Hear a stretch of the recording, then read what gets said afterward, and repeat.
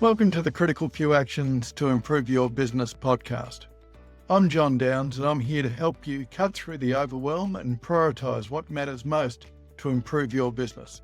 Let's get started and discover the critical few actions that have the biggest impact.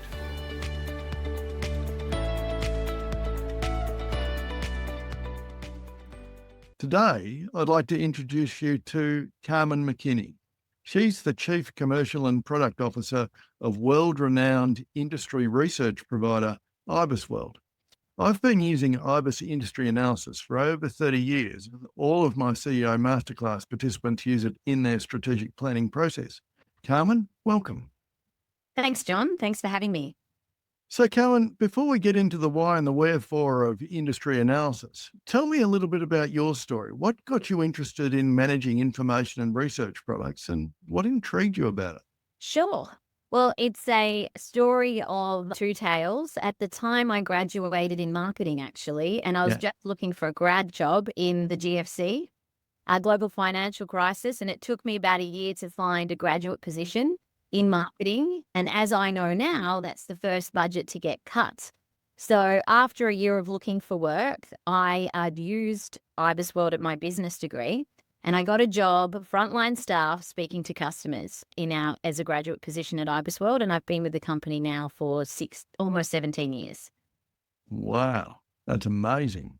So you have rocketed your career within IBIS throughout a decade and a half. Yeah, IBISWorld has had extraordinary growth through that. Yes. I think the GFC really affected everyone, but we expanded overseas quite aggressively through that time, and I was a beneficiary of that. And in 2013, I joined the New York business and helped that grow into a very successful operation that it is today. And I came back just before COVID, where I started my product journey and really shaped new products for customers over the last 5 years to make sure that we can, using my frontline experience of what customers wanted, understanding what their needs were, building more databases and product offerings globally over the last 5 years to really help us solve more problems.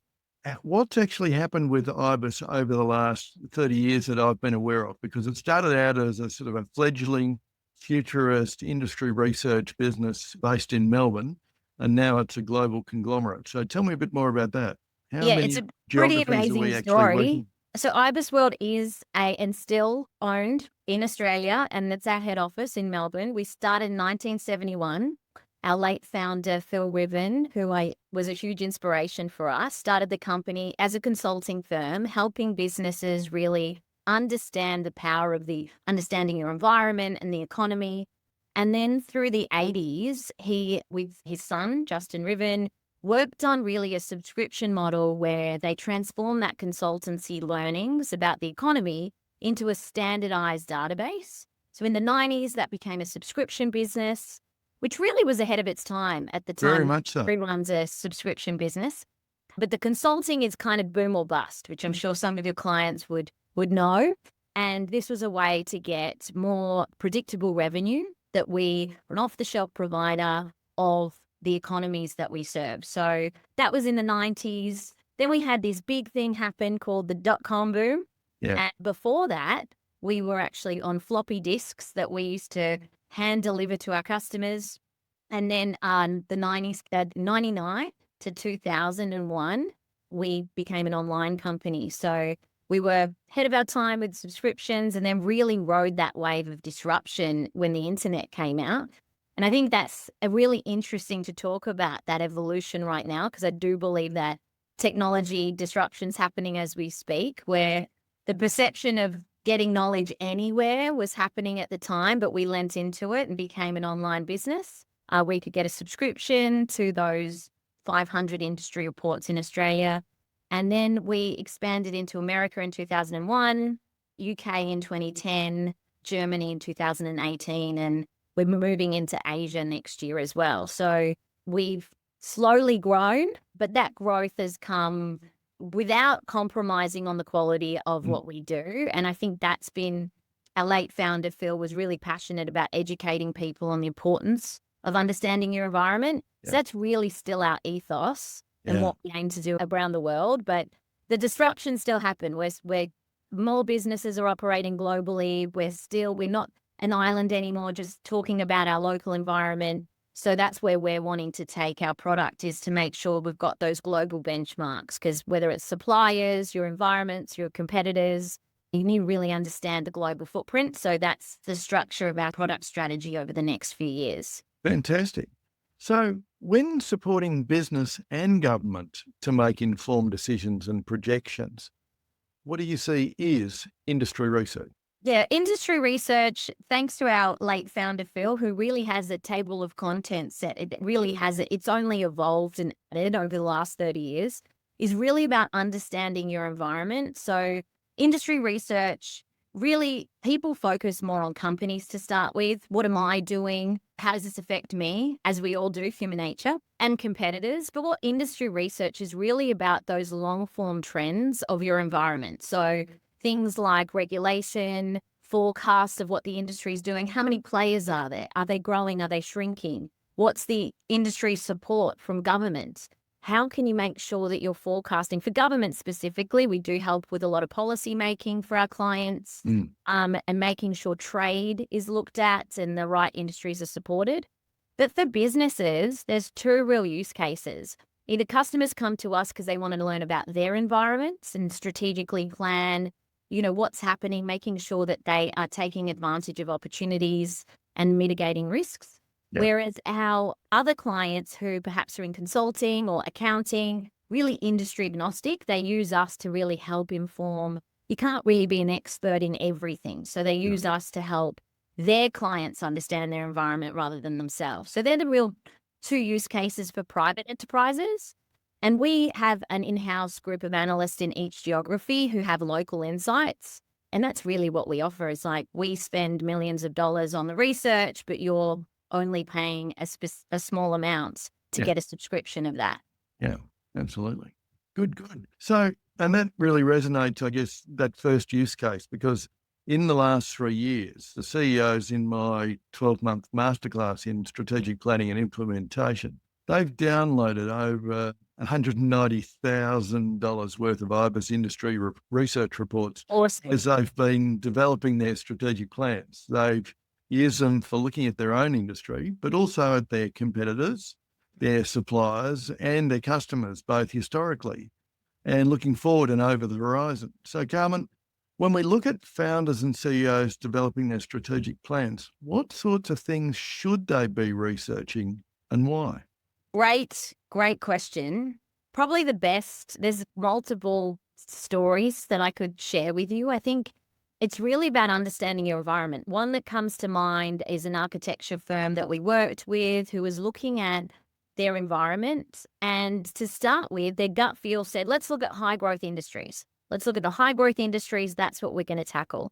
But when doing industry research, even of their own environment, they realize they're really competing with the top players there, competing with the top players on those high growth industries. So really their market segmentation, they shifted to be those medium growing industries, looking at things like benchmarking where the geographies of those locations were, and looking at their competitors of the highly concentrated areas and moving into other areas to not waste time on tenders or their target market. So things like geographic location is a big one when you're looking at your environment. And then with that specific use case on who you're going to target. So that's one ratio I would look at. And then there's other things too, where perhaps you're doing a strategic plan because you really want to see how you're going to grow. I have another story about an accounting firm who was looking to get a loan to finance growing quickly and hiring staff. And the way the business loan was going, the credit team at the bank weren't going to approve the loan because they felt that their revenue projections were too aggressive. So they used our data to actually benchmark the fact that their wages per employee and revenue projections for their segment size weren't actually that outrageous at all compared to the industry average, and they were able to get that loan. So there's some of the specifics to look at that are in our reports, but I think the big thing is, what's the use case and what are the things that you want to confirm are confirm your beliefs, Or are you really exploring for opportunities? So both use cases are important, that you benchmark against something as Mm. opposed to obviously gut feel, which I know a lot of leaders, the gut's got to come into it, but you got to make sure that you verify those feelings. Well, the gut's only informed by what it already knows. And Right. so then the That's so question true. becomes, so what is it that we don't know? And what are you seeing in the market that we can't see? When I think about the CEOs in my masterclass, they're all pulling together a vision for the next 3 to 5 years and a strategy as to how they're actually going to implement it. The vision is partly what they think they want it to be, but there's Mhm. also the question about what's realistic and achievable. Mhm. And where is that growth? Because typically it's a growth story. Where is that growth going to come from? What are the dragons that are coming towards us we're not really aware of? What are the implications of the environmental or political regulatory environments that are coming towards us? And I think that's one of the things that the IBIS reports actually help them actually broaden their feed of data so that when they make a gut feel decision, which is taking in all sorts of data points that are way beyond just the standard financials, that their data set's actually richer. Yeah, 100%. And even with that too, it's testing your assumptions. I know Mm. even in at IBISWorld, we're looking at markets to enter in. So, we use our own data. We're the customers of our own data, and we look at what is our total addressable market. And then the company information is super important too, to go how those markets growing or shrinking and where that opportunity is, but then who are the players that we can actually go after. So it's a whole data isn't just the ecosystem of data isn't just industry. You need a whole web of things, including that gut feel, that what you already know and then what you don't know. So I think total addressable market is another one that we definitely size up. What Mm. is this market value and what can be our piece of this pie, and then how are we going to achieve that? And I think that's something we can't help with all those questions, because we're an independent body and we obviously offer the reports themselves, but that's where we really want to empower business owners to make those confident decisions because they've done the work and the research. Absolutely. And getting a real handle on who the players are in that market when they're thinking about what's the total addressable market. There's the total addressable market, and then there's the total winnable market. Right. And that's where the CEO actually has a real role to play in actually assessing what's achievable, considering who are the major players in the market, how tight a group have they got on the market, what their competitive advantage is. And then for the CEO, what makes them distinct? What Hmm. gives them a unique competitive advantage, if anything? Let's hope it's not price, because that's just a race to the bottom. So, having a better sense of the landscape, apart from just gut feel and who they lost tenders to, is really essential, because many of them don't realise how much horsepower is behind some of their competitors. And then on the other hand, sometimes they overestimate how strong their competitors are. Totally. I think the thing is about strategy, it takes a discipline not to change it, but you do have to revisit it every year and make sure that you really understand the crux of what you're trying to attack. And I think in the environment right now, if anyone's not doing it more than yearly, then, I think that that's also a risk too. I think back when I first started at IBISWorld, my clients would do their strategic planning once every 5 years, and then it became once a year. Now there's something called an AI strategy, which I'm not exactly sure how that's a strategy because that's a tool. But anyway, there's lots of Yes. people throwing around the word strategy when real company strategy doesn't change, but you can relook at your crux and make sure you really understand what your challenges are and how you're going to attack those challenges and how you're going to win. Where you're going to play and how you're going to win. I'm dropping some lines from people that are much smarter than me to make sure that you know exactly where your place in the market is. And Yeah. also the other thing too is knowing what to say no to. I Mm. think being all things to all people is also a race to the bottom because, you're not really picking a position, and that IBISWorld helps people understand where everyone else can play and then where you can play to win, because there's actually space and a gap in the market there for you. Yeah, doing the I want to be everything to everybody is definitely showing yourself as doing nothing significant for anybody. Focus is a core part of what we talk about when we're doing our strategic planning. And I totally agree with you around the time intervals. My clients and my masterclass participants, they look at a 3 to 5 year vision and a time horizon, and they build a strategy on the quarterly building blocks that will get them there. But what they also do is they put in place a strong plan for the next 12 months with monthly intervals as to what they're going to achieve in that time, knowing full well that at the end of that period, although they will actually look at it on a quarterly basis, they'll revisit that strategic plan and that vision fully informed by what they've learned through the course of the year, so that they can either replan, revector, take into account things that hadn't been taken into account. A good example of that was, just a few years ago, everybody who had a strategic plan in November probably changed it when they got to March with COVID. So they had new data, they had new environment, and that really changed things. And I think, looking at and revisiting your strategic plan on an annual basis is an essential thing. The simple reality is, and you picked up on the AI side of things, of course, AI and offshoring of resources are probably the two big shifts in the last 24 months that have really challenged people to look at, okay, how are we going to deliver, and how do these opportunities inform the future direction of our business? Absolutely. I think anybody who, in any business, who isn't sitting up a bit straighter about AI, how they can leverage it, it offers so many opportunities, but so many risks as well with that. And I think the landscape is changing quite often.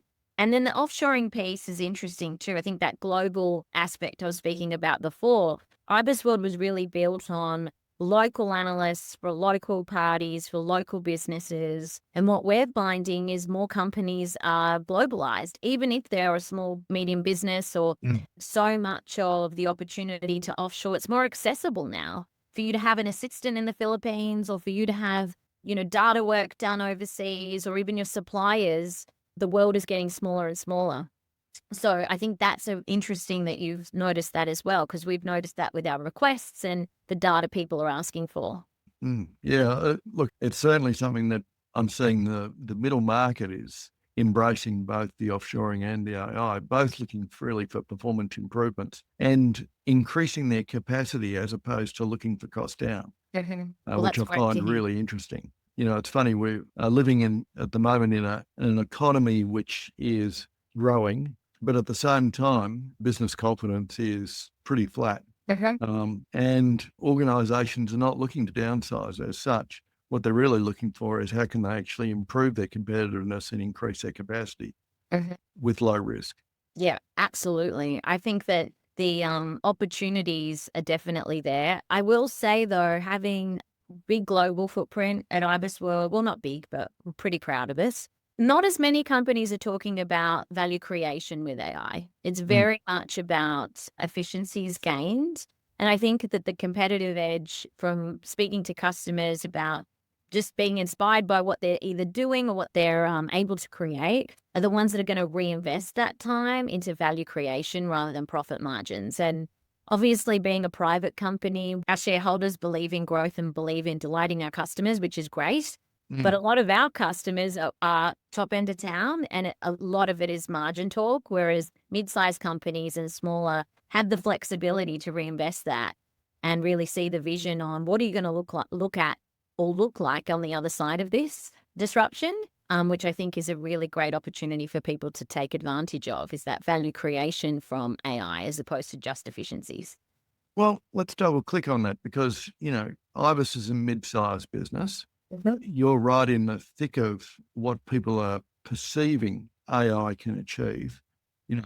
Right now, AI is just starting to take shape, and where it will be in 12 months, let alone 36 months, is actually probably still beyond our capacity to visualize at the moment, apart from broad brushstrokes. There must be a lot of people out there at the moment sort of thinking, okay, well, look, I can just drop a prompt into GPT, Claude, Gemini, Perplexity, etc., and I'll do my industry research that way. Do you really think that that's going to work? I think that knowing your enemy is really important, and knowing your competitors is kind of that same thing. So I think the perception of ChatGPT and what it can do is more of a threat to IBISWorld than it actually being a competitor to us.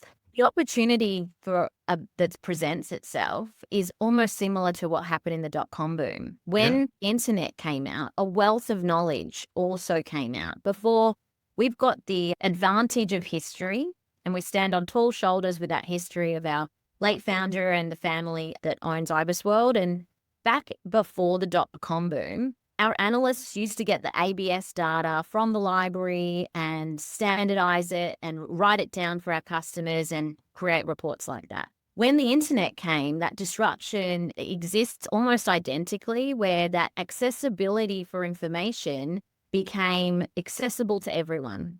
So some might have bet that IBISWorld perhaps wouldn't have evolved, but that's where we took advantage of the opportunity by being on that platform instead of fighting against it. And we see these stories with streaming services being disrupted compared to the Blockbuster, or Uber compared to the taxi.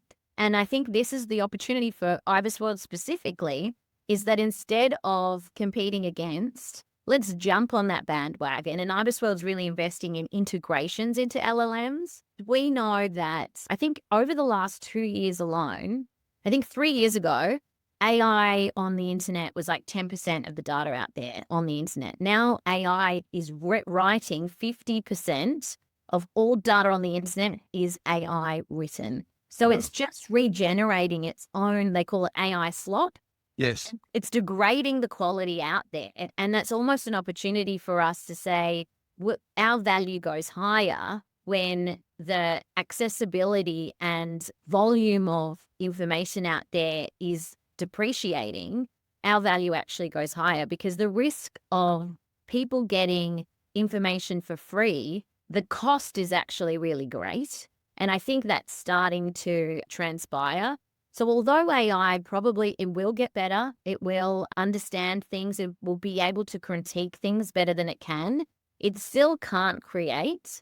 And that's something that for us, we're going to lean into. We'll create it, but AI can perhaps deliver it better, just like the internet could deliver as a better format. So that's disruption we're going through at the moment, but we're leaning into. And I think there's some lessons, history can provide those lessons.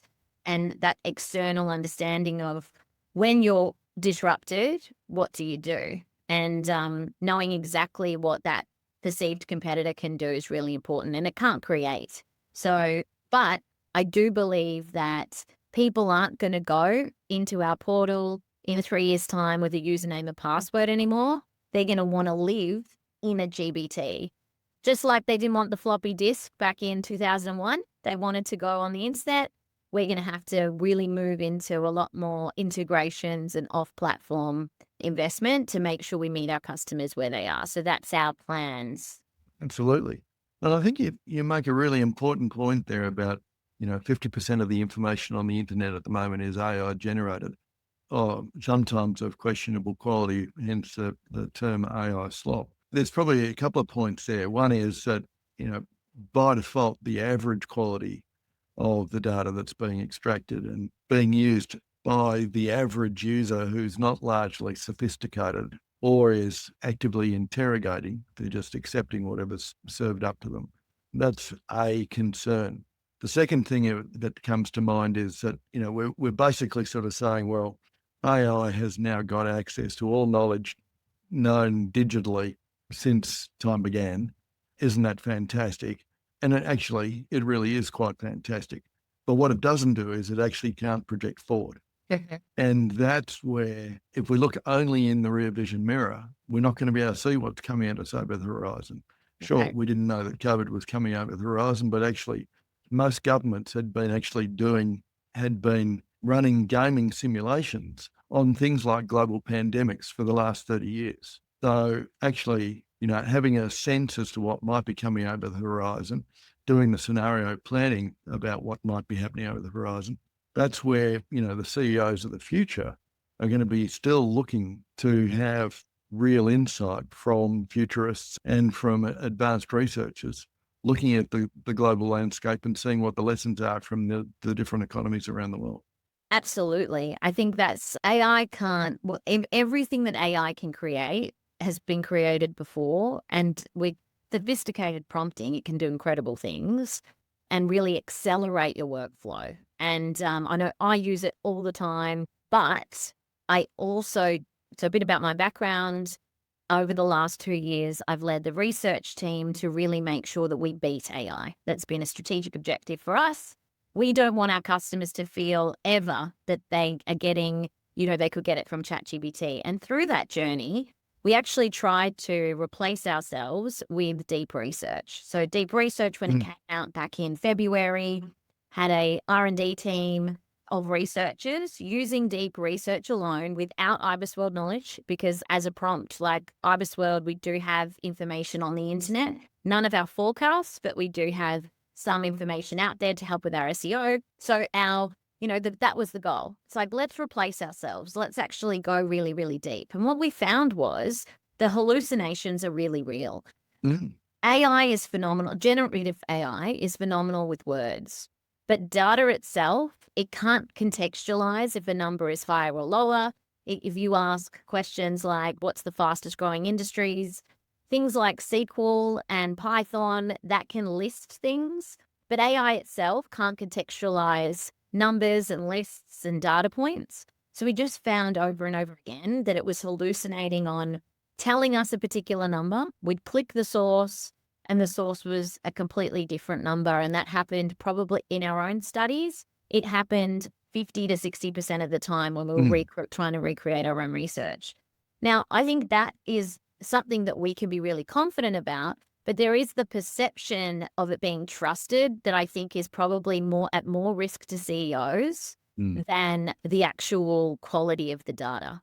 So I think that's something that I'd really push for people to click the links, click the sources, and just check their work like you would with any strategic plan or any research, and don't take it for face value. So that's something that I think the perception that AI is correct.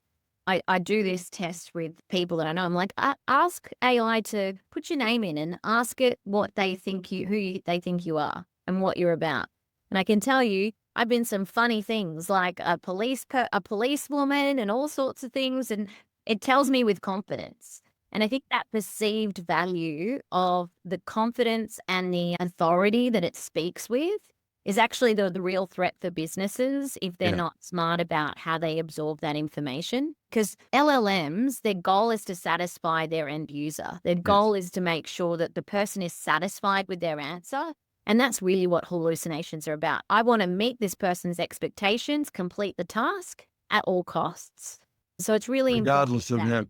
how good the quality is. Exactly. And I think we all know from working in workplaces in our communities and also watching politics on TV that, some of the most dangerous people are the people who are confidently ignorant.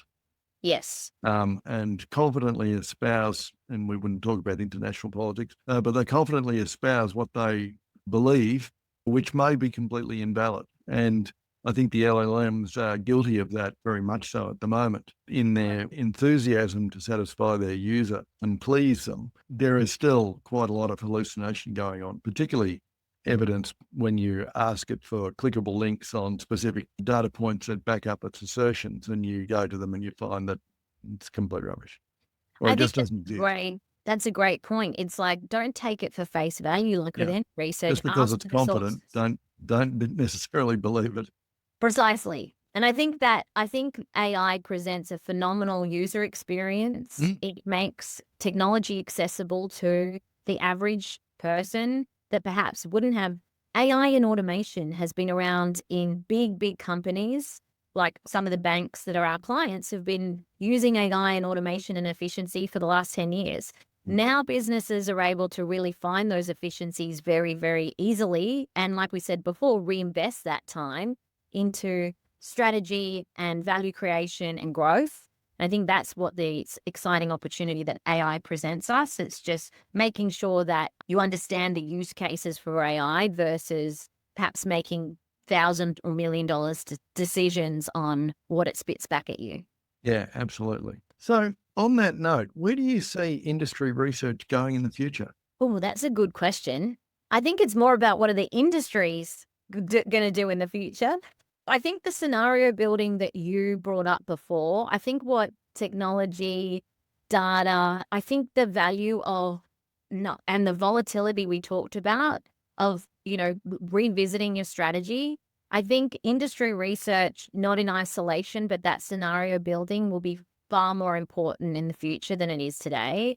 I think right now it's teaching people to understand, that's you. Then you've got your peers, then you've got the industry, then you've got the economy, and then obviously the world. That environment was really what the last 30 years have been to teach people. I think now everyone really understands that's important.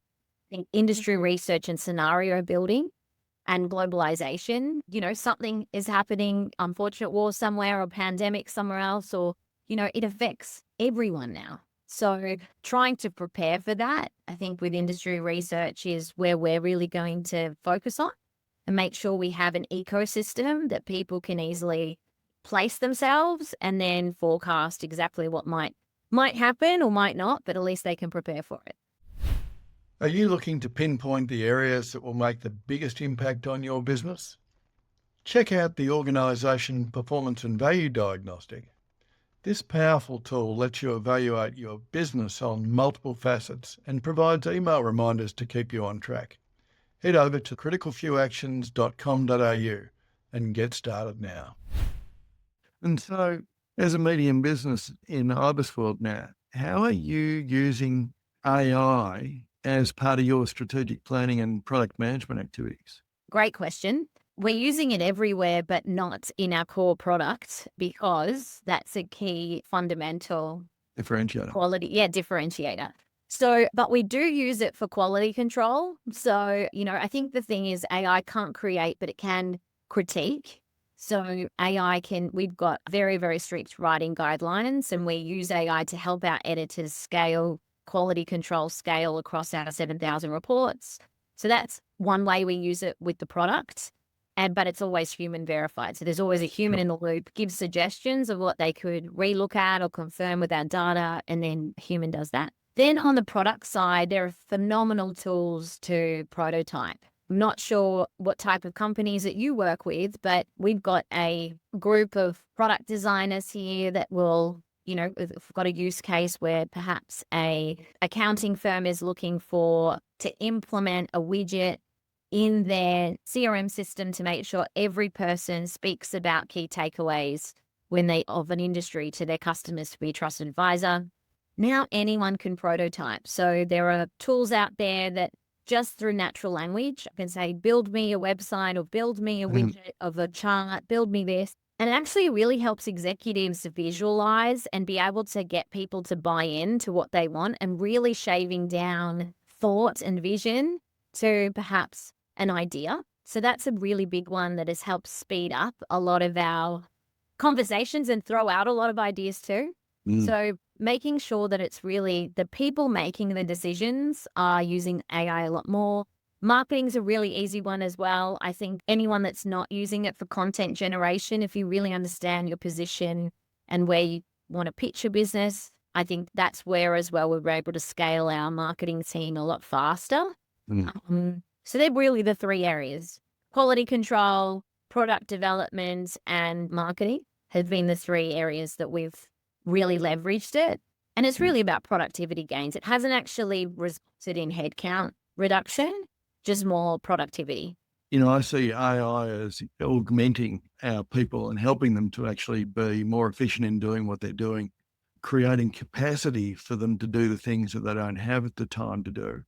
But also have, as you said, the ability to rapidly prototype and test out ideas, test out concepts, help their peers visualize what they're actually talking about. I think all of that actually allows us to grow our businesses or grow the capacity and the depth of our businesses, particularly in an environment where things are cost constrained and the markets are exceptionally competitive at the moment. But, I've seen some large organizations talking about how, they've had fantastic productivity gains with their AI endeavors. And as a result of that, there's been some well-discussed large layoffs. I'm frankly a little bit skeptical about the veracity of that. All of a sudden, AI has just eliminated all these jobs. Maybe that might happen in the future, but I think at this stage, AI is sometimes being blamed for the fact that actually the economies have tightened and these businesses haven't responded to them. And the only way they've been able to deal with it is actually through headcount reduction. And I'm not convinced yet that AI has been the core enabler of that process. Are you Yeah, seeing that in your data? absolutely. I think there's two parts to this disruption. Ever since the Industrial Revolution, the dot-com boom, there have always been more jobs created than lost. And I think the narrative of, white-collar robotics coming out in the 80s, I think there's stories about the car manufacturers, the workers worrying about that. But what robotics was able to do was make cars cheaper, therefore that industry grew and they were able to hire more people. So I think that narrative about technology disruption, losing jobs will change. There'll be jobs. I lived in America for 7 years, and there's a man that opened the door for me in America, a doorman. And in Australia, I just have a key card to get into my apartment. So, these jobs don't exist, but does that person really want to be doing that job? There'll be more jobs created through this. But I think the narrative, it's a bit of a scapegoat for big companies. If you look at their P&Ls and you look at their profits being squeezed, it's a very quick way that perhaps boards over-invested in AI with the promise to be competitive. But the truth is a lot of these companies were probably over-investing well before AI came in, whether it's, or they're being disrupted. I know that the big guys in consulting have been being disrupted for a few years now and trying to squeeze those profit margins. But a lot of those big companies have also been in the paper rehiring people back if they went at too much haste. So I'm yet to see it in private companies to have that kind of gusto. Public companies, the trend seems to be that the narrative is AI has helped us automate, therefore we don't need this headcount. But the private companies we work with, not so much. They're just talking honestly about the margins and things being tough out there. Yeah. People not spending as much money. And that's Yeah. the reality of it. Yeah. And as a result of that, when they do adopt AI successfully, they're getting capacity gains, performance improvements, and maintaining their existing staff levels. Exactly. If you really want to kick off your strategic planning and work in a supportive environment with other CEOs and leaders, the CEO Masterclass in Strategic Planning and Implementation is for you. This 10-month small group course helps you craft your strategic plan, present it to a group of peer investors, and develop a habit of monthly implementation. Our waitlist is open now at CriticalFewActions.com.au. So finally, Carmen, if a CEO is looking to develop their business, based on your experiences, what critical few actions should they start tomorrow if they did nothing else? Oh, that's a very good question. I think the best thing to do is have a very honest conversation with yourself and your executives about what you're wanting to tackle and what is your position. I think in this time of disruption, and you really need to pick a competitive advantage. And like we said earlier, really focus. So what are you, based on that focus, based on that decision, what could you stop doing tomorrow and refocus those priorities on that strategic advantage to make sure you go all in? I think that's the big thing. I think critical action is focus and picking a position and moving all resources towards that position so you've got a better chance of winning, would be my answer. Yeah, look, I would totally agree. Ruthless prioritization is one of the phrases I use quite often. The reason why this is called the critical few actions is because of that ruthless prioritization. And over my career, I've seen so many organizations look at their change programs and look at how they might pivot or shift or go after new products, markets, geographies, servitization, productization. But I've seen time and time again is that when you're looking to develop your business, rarely can you change more than 2 significant things in a year and make them stick. And the organizations that have tried to do 5, 6, 7, 8, 9 major initiatives, all they've achieved is a diffusing of their outcomes because they really haven't been able to handle those sorts of things. Maybe trying to do 5, 6 or 7 things shows that they actually couldn't prioritize what the real thing was that they needed to focus on. And that's a learning as well. Yeah. And I think the trade-offs always exist, but also talent. I think that's not every business has the talent to take 6 things all the way to the end. No. So you're spreading yourself thin, you're spreading your leaders thin. And so right people, right jobs is probably another thing as well, making sure that focus, you've got the right people and the team to get you to the end to help with that ruthless prioritization. Fantastic. Carmen, thank you so much. It's been a real delight to have a chat and to learn with you. So thank you for your time. Pleasure. Pleasure's mine, John. Thank you so much. Thanks for listening to the Critical Few Actions podcast. Don't forget to subscribe and grab the downloadables from the show notes. And if you found this episode helpful, I'd really appreciate it if you share it with your peers and your team. Stay focused and take action. The Critical Few Actions podcast, including show notes and links, provides general information only and is not individualised business advice, nor can it be relied upon as such.